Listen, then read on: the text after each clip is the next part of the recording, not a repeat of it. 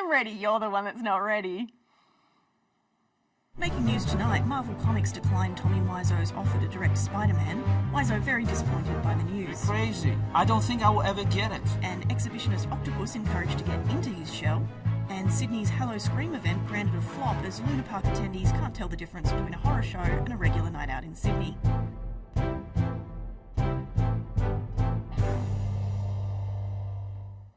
Good evening. I'm Rose Bishop and I've forgotten where I live. Text in if you can help. And now, for the show. And breaking news now, a grisly double homicide in Melbourne's northeast. Amal Jose reports from the area. That's right, Rose. I'm at the scene where there was a double homicide last night. Guts out, blood everywhere, just a horrific scene. We have a neighbouring witness who saw the entire scene and is here to tell her story. Teresa? Yeah, we have a ball last night. It's so silly, they shouldn't be even there. We just want fun and we did have fun. That's right, Rose. Everyone is quite distraught over here. And next, a lot of progress has been made in recent years towards taking care of our environment. But has it gone too far? Melissa McGlency investigates. Environmentalists all over the globe have made great strides recently in their push to rid the oceans of plastic straws. These straws have been known to harm creatures of the sea, even choking marine life like sea turtles. What environmentalists didn't consider is that some marine life are into that kind of thing. That's right, turtles are kinky as hell. Now, these filthy little shell perverts are upset that the environmental movement, along with the metal straw lobby, has sought to eliminate their main source for turtle autoerotic asphyxiation.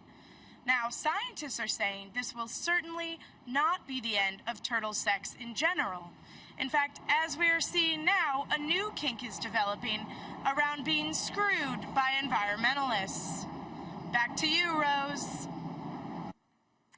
Well, this week unions claim that wage cuts and horrible conditions have left them desperate, saying the government is paying off news stations to cast a bad light on union workers. We now cross to our field reporter Ted Blenky with union worker John Doe. Thank you, Rose. I'm here with union representative John Doe. Hello, John. G'day, mate. Yep. What do you want about?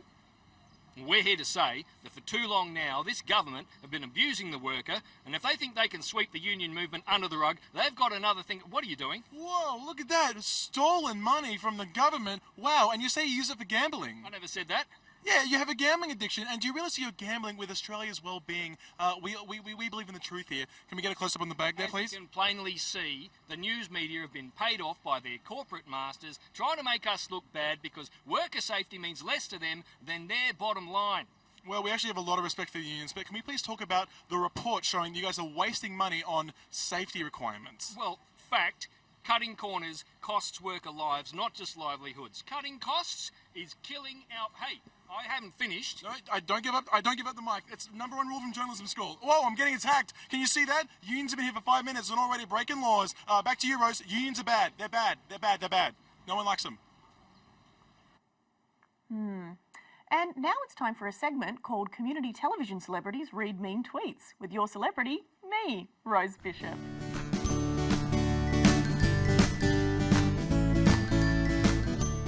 This is, of course, a segment where we read your mean tweets about the show live on air to show what good sports we are. Hoo-hoo, spicy.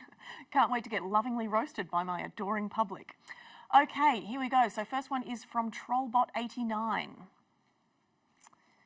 Okay, I think we have the tweet here. It says, great segment on Syria the other week, but it was weird how Rose never acknowledged the bird that was loose in the studio the whole time. Okay, I will be honest, Trollbot89, I thought I was the only one seeing that bird. I haven't been sleeping much lately. And yes, I do realise now that I'm talking about it that the poop in my hair should have been a giveaway. And now we have a tweet from Sickburn72. Was it an artistic choice to have Rose facing away from the camera for the whole of that budget report because it was super distracting? Well, okay, yes, thank you for noticing. Obviously, that was an artistic choice. I'm a professional. That unusual angle was meant to be a comment on the issue of how sometimes it's hard to remember where to look during a live broadcast, and also like war or something. And now we have one from Mrs. Harry Styles Forever. Has no one told Rose that she's been mispronouncing sushi this whole time? It feels almost mean to tell her at this point. Well, now you're just trying to wind me up. I obviously know how to pronounce sushi. I'm very cultured. I love some fish and some rice in some sushi. And I think I've had quite enough of this segment now. It's getting quite hurtful. So now it's time for... Wait, does anyone else see that bird? And now here for a quick weather update, it's Scott Limbrick. Thanks, Rose. Well, as you can see, the floor is lava. Well, that's no good. And what's the forecast for the rest of the week? At this stage, it appears that the floor will remain lava for quite some time. But you've personally managed to stay out of the lava. That's right, Rose. I'm standing on a chair. Is the chair heat resistant? You know, because of the lava. Because, you know, lava's very hot and it could probably consume the chair and then you... Is this the first time this is occurring to you, Scott? Yes, I can see that it is. Scott, are you still with us? Still with you for now. Still Glad with to you. hear it, Scott. Stay safe out there. I'm just gonna deal with this. Please don't die. And now it is time for a break.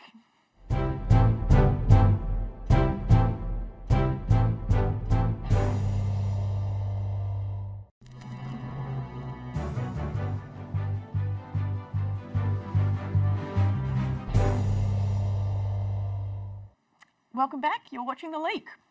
The results of a new survey released earlier this week paint a picture of the new and upcoming Generation Z. They're supposedly more transparent, competitive, and accepting of others. I don't know about any of that. I just know that teenagers are like adults, but slightly smaller. Here to discuss Gen Z further is researcher Sarah Campbell. Thanks for having me, Rose. Sarah, I've noticed that today's young teens often travel in packs and wear matching outfits. Is this a gang thing? I believe that those are school uniforms. Okay. Well, that's good. I'll stop calling the police every time I see them then. Well, don't be too hasty. After all, we still haven't found an answer to the biggest question of all regarding teenagers. Are they making fun of me behind my back? Of you specifically? That's right. Also, do they hate my top? This top that you're wearing? Any top. Or any top of mine, anyway. It's just, I see the way they look at me. And what way is that? Kind of youngly. I see. Here's what we need to know about teens. Do they think I'm old? Well, I guess, you know, relatively. Am I trying too hard? Or am I boring? If I were a teen, I would love to tell you.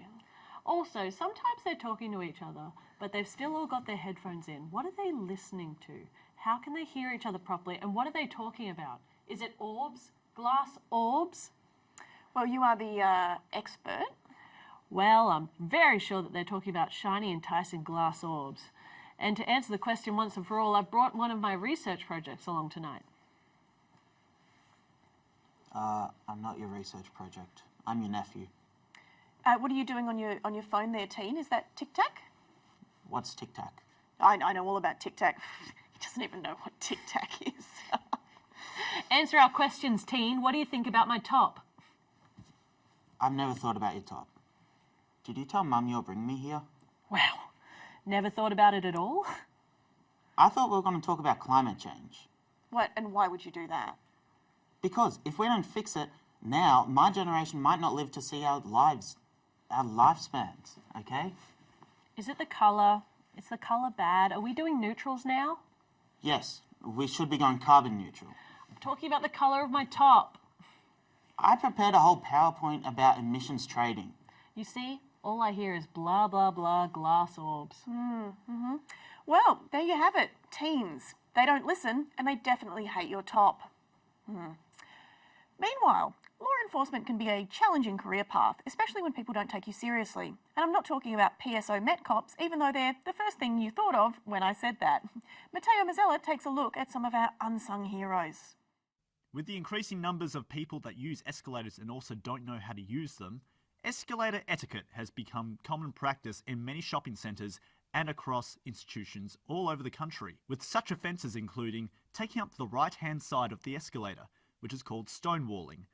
Sitting on a stair, ass-thudding. Riding the handrail, butt railing. Walking halfway up the right-hand side of the escalator, then stopping, creating a bottleneck from behind, jerk stalling.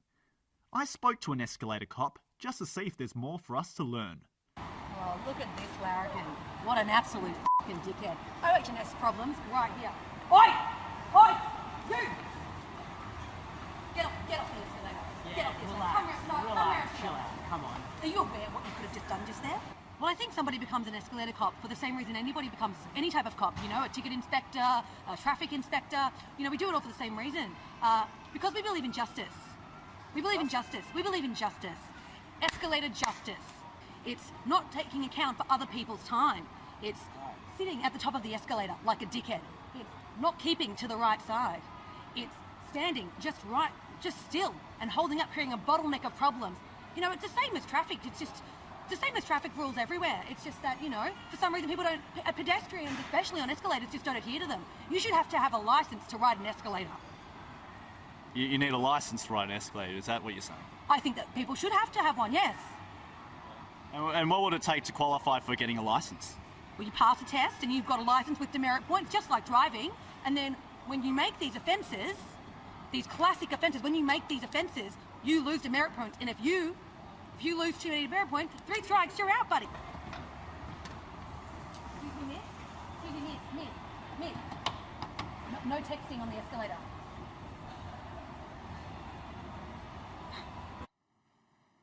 Well, it must be time for the finance desk with Lena Moon. The Finance Report, brought to you by 80s fashion in general. Thanks, Rose. Wage theft. Is it really that bad? Not according to a local business owner and wage theft. This week, disgraced bad boy restaurateur Greg Colombo headed to court to face charges that he withheld over $600,000 of superannuation, overtime entitlements, and birthday card money from his staff. And tonight, I just wanted to share a passage with you from my new book, High Finance, where I recount an evening that Greg and I spent together that I believe sheds some light on the hot button issue of wage theft. I looked at Greg Colombo, his dexterous fingers massaging his third ham hock and his bald head shiny from the heat lamps of his industrial kitchen. He was the master of his domain and the master of my desire. We were completely alone but for the pimply dishwasher in his 4th hour of unpaid overtime. But he didn't count because anyone making minimum wage doesn't qualify as a person. What will happen if you pay them penalty rates? I asked Greg, my breath heaving. I'll go under, he replied, his bulging brown eyes locking onto mine. You mean you'll go out of business? I asked, worried. He took my hand. No, I mean I'm gonna get under the table and eat that puss-puss. Greg slid his fat kielbasa fingers into me like a slick chicken cavity. Then spun me like a rotisserie chicken, which was actually just kind of a bad sex move, before he whispered, screws superannuation. I cracked like the seal on a bottle of olive oil and ordered Greg to baste me like a Coles caged Christmas turkey. The 15-year-old dishwasher stood nearby, desperately uncomfortable but unable to leave due to the dirty paella pans he hadn't finished cleaning yet. Can I at least get paid overtime if you're going to do this in front of me? He squeaked, pimply. I don't pay overtime, yelled Greg as he did a big cum in my hair, which was actually a bit annoying.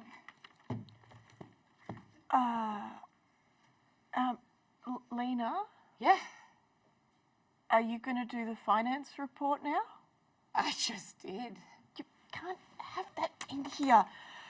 I'm sorry, please don't buy Lena's book, everybody. And now it's definitely time for a break.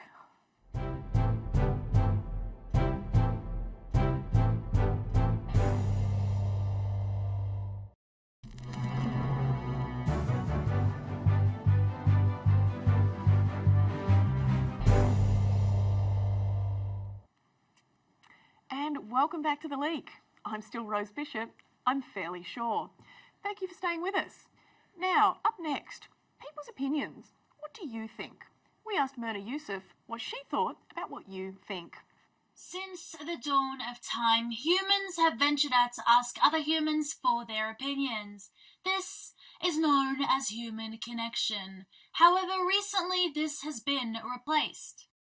Today we're going to be focusing on the very idea of vox pops themselves. You see, in local news they've been replaced by Twitter, so that's why I'm going to go out there and talk to the people while asking them to tweet at me. Let's go. Now, what's your opinion on Melbourne weather? Oh, it's pretty... Oh, wait a minute. Can you tweet it at me? No. Why not? No Twitter, no Instagram, no ads. Don't have the account. Now, what's your opinion on Melbourne weather? Yeah, it's Oh, actually, can you tweet that at me? I don't have Twitter. Can I get your opinion on Melbourne weather? It reminds me of Seattle. Oh, actually, can you guys tweet it out to me at the Leak Live? Your opinion on Melbourne weather? Can you use Twitter? No, I don't have an account. You guys, No. do you have an? We're dinosaurs. You don't. Do you have a Twitter account? No, you don't. Yeah. Why don't you have Twitter? How else are people going to listen to your opinions if you don't shout them into the void that is Twitter? It's 2019. How do you live? How do you exist? I guess I don't exist if I don't have a Twitter. I don't know how to communicate if it's not online. You don't have a phone? Not on me.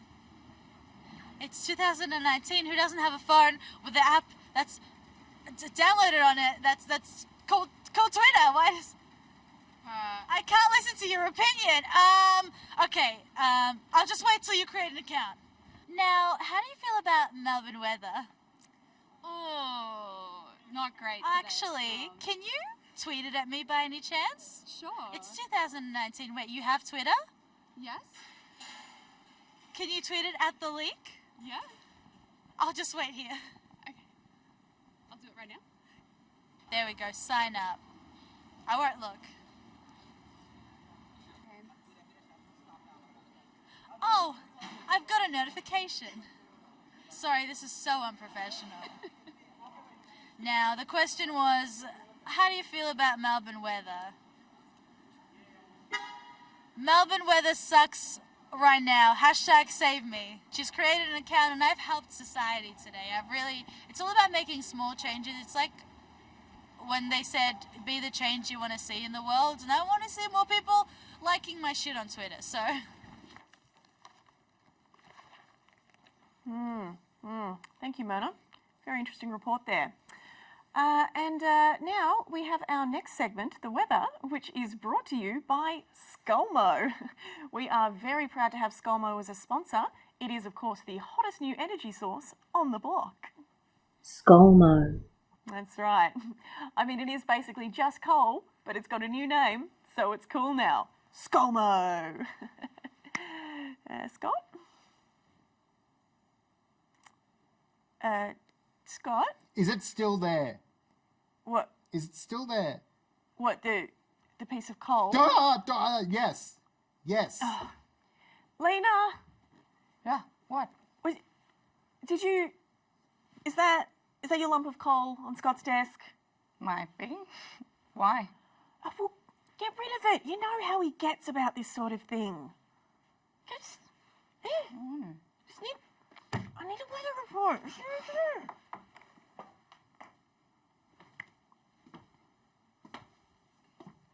Cuck? Oh, what is that? No. Back to your desk. You back to your...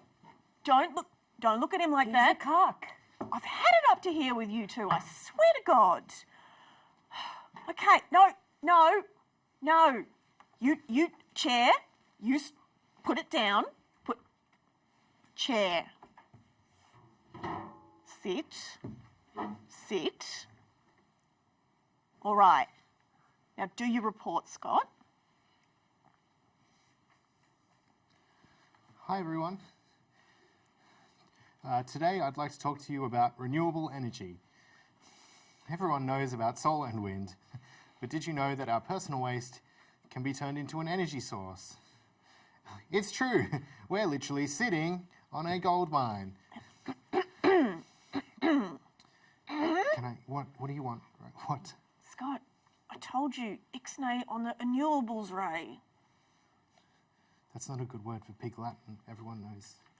I told you we have to talk about something else this week. Why? You know, because of the sponsor, Skolmo. Skolmo. But I'm the environmental reporter. Look, I don't choose the I advertisers, report do on I? the environment. We need the money. Okay, fine.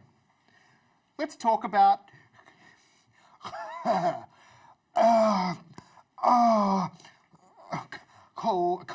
coal. Let's talk about coal. Thank you. Okay, last year, Australia's net greenhouse gas emissions were up from the year before when we desperately need to be reducing them. And the only good emissions news is our electricity sector continued to fall courtesy of a reduction in brown coal supply and an increase in renewable generation. And yet Resources Minister Turd Jurgensen somehow thought a new coal-fired plant for North Queensland would be a good and wise idea. Oh my God, what is this? What is this? No.